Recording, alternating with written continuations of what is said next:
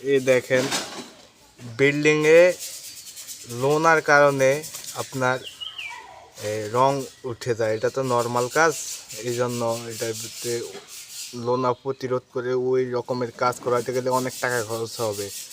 উনি করায় না, কি করব আমরা? ওয়াটার প্রুফিং করতে হয়। এটা আপনাদেরকে আজ দেখাবো কি কারণে কি সমস্যা হয়। শতকরা 1000-এর ভিতরে 999টা বিল্ডিংয়ের এই সমস্যা দেয় বর্তমানে।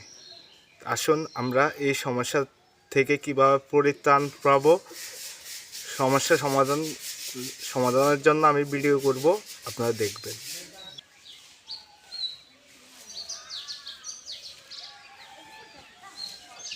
আসসালামু আলাইকুম। আজ আপনাদেরকে বলবো বিল্ডিংয়ে আপনার কি কারণে কি সমস্যা হয়, ওই সমস্যাগুলো আপনাদেরকে সমস্যা সমাধান করে কাজ করাতে হবে।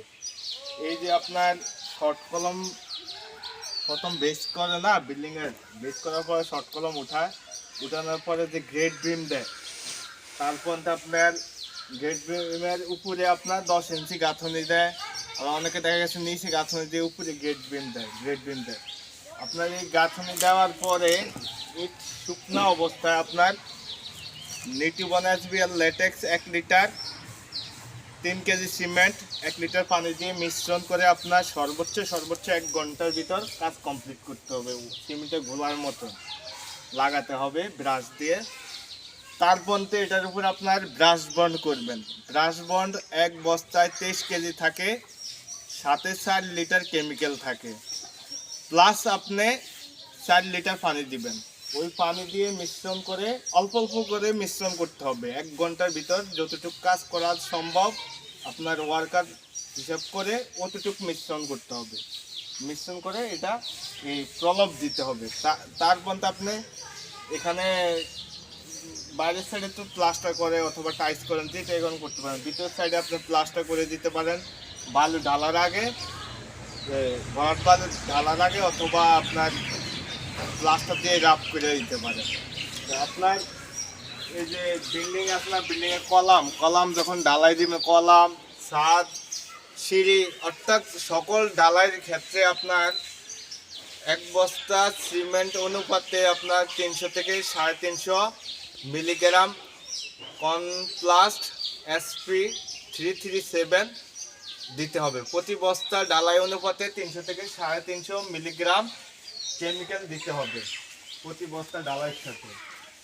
আর আপনার প্লাস্টারের গাঁথনিতে আপনার দিতে হবে কি কনপ্লাস্ট WL এক্সট্রা প্রতি বস্তা সিমেন্ট অনুপাতে, প্রতি বস্তা সিমেন্টে যতটুকু মশলা মিশ্রণ করা যায় অতটুকু আপনি 200 থেকে 250 মিলিগ্রাম আপনার কেমিক্যাল দিতে হবে। এটা আপনাদের মনে রাখতে হবে। এখন আসেন মূল কথায়। এই যে আপনি ভরাট বালু আনছেন, নদীর থেকে যখন বালু উত্তোলন করা হয়, ওই বালু কিন্তু আপনার 3 ক্যাটাগরিতে হয়। এটা হচ্ছে সর্বনিম্ন গ্রেডের, ঠিক আছে। এটার সাথে মাটি থাকে, ময়লা লোনা বেশি থাকে। তা আপনি দেখা গেছে মোটা বালু দিয়ে প্লাস্টার করেন না, ইট গাঁথনি করেন না, ঢালাই করেন না, এগুলো কিন্তু আপনার সমস্যা সৃষ্টি হয় বেশি। আপনার 100তে বললাম তো 1000-এর ভিতরে 999টা বিল্ডিংয়ে ভুল কাজ হচ্ছে পরবর্তীতে এসে রং, যে কোম্পানির রং করেন, আপনার লোনার সমস্যা সমাধান করতে হবে। তার জন্য কি করতে হবে? আপনাকে ওয়াটার প্রুফিং 100% করতে হবে। ওয়াটার প্রুফিং করবেন বিল্ডিংয়ে। আপনাদেরকে ভিডিওতে আছে, দেখবেন ওই যে পাশে একটা যে বিল্ডিংয়ে আমার কাজ চলতেছে, ওই বিল্ডিংয়ে এরকম লোনার কারণে সমস্যা দিচ্ছে। আর আপনার বিশেষ করে টয়লেটের দেয়াল যখন আপনি টাইলস লাগাবেন, অবশ্যই আপনার টাইলস লাগানোর আগে ওয়াটার প্রুফিং করে নেবেন। আর টাইলসের জয়েন্ট ফুটিং করবেন আপনার নিউট্রিবন এসবিএল ল্যাটেক্সের সাথে টাইলস গ্রাউন্ড, অর্থাৎ টাইলসের ফুটিং দিয়ে মিশ্রণ করে লাগাবেন উইদাউট পানি, ঠিক আছে। এই ধরনের সিস্টেমে কাজ করাবেন। আপনাদেরকে এই জায়গায় আমি সব বিল্ডিংয়ে ভিডিও করি না, এই বিল্ডিংয়ে যে ভিডিও করছে এরা কিন্তু সম্মানিত বাড়ির লোক, ঠিক আছে, সম্মানিত কাস্টমার। উনি আপনার যে এটা কাজ করে উনিও আমার বেস্ট ফ্রেন্ড, ঠিক আছে। আর যে কাস্টমারের বিল্ডিং করতেছি উনি আমার কিন্তু ফেসবুক ফ্রেন্ড, ঠিক আছে। তাছাড়া বড় ভাইয়ের মতো খুবই ভালো মানুষ। সম্মানিত ব্যক্তি, সুশিক্ষায় শিক্ষিত, এই জন্য ওনার বিল্ডিং এ আমি ভিডিও করতে পারতেছি। সবার বিল্ডিং এ তো আর ভিডিও করা সম্ভব না। সত্য তুলে দেওয়ার জন্য আপনাদের এখানে ভিডিও করে দেখাইতে হইতেছে।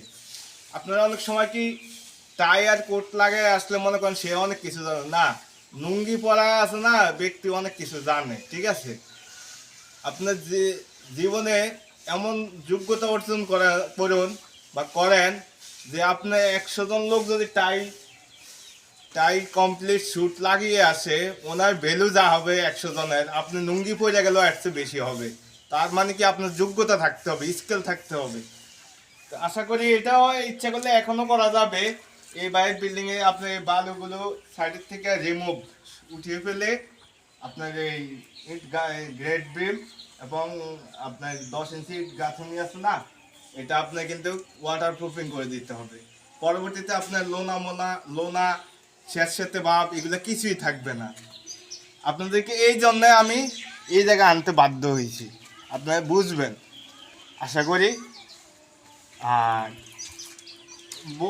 বলে দিলাম তো, আপনার এই নিচে আপনার ওয়াটার প্রুফিং 100% করাবেন। আপনি লাখ লাখ টাকা খরচ করে বিল্ডিং করেন, অথচ আপনি এইসব নিয়ম কানুন মান্য পরবর্তীতে আইসা আপনার এই মিস্ত্রি ভালো না ওই মিস্ত্রি ভালো, ওই কন্ট্রাক্টর ভালো না ওই কন্ট্রাক্টর ভালো, তার মধ্যে এই কোম্পানির রং ভালো না ওই কোম্পানির রং ভালো, এগুলো হচ্ছে সব ভুল ধারণা, ঠিক আছে। ভালো কাজ করতে হলে আপনার স্টার্টিং থেকে আপনার ওই বাবার কাজটাও উঠিয়ে আনতে হবে, এটাই আর কি।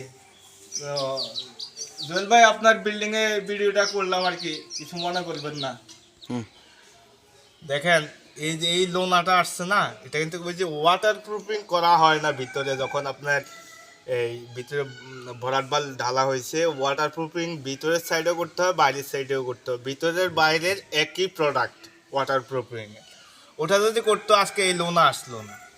দেখছেন, লোনা আসলে আপনার এই রং উঠে ফেলবে, সিলার উঠে যাবে, রং উঠে যাবে, যত দামি করেন ওটা করতে গেলে অনেক প্রসেস আছে, এগুলো অনেক টাকা লাগে। যেমন আমি ওই হিরণ ভাইয়ের কাজ করি একজনের, ওই ধরনের কাজ করাতে হবে, ঠিক আছে।